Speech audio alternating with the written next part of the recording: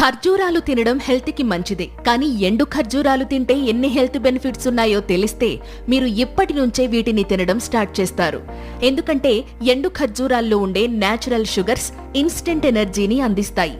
ఇంకా వీటిలో ఉండే ఫైబర్ జీర్ణక్రియను మెరుగుపరిచి అధిక బరువును తగ్గించడంతో పాటు షుగర్ లెవెల్స్ ను కూడా కంట్రోల్ చేస్తుంది. ఇక వీటిలో ఉండే యాంటీ ఆక్సిడెంట్లు, విటమిన్లు ఇమ్యూనిటీని పెంచుతాయి.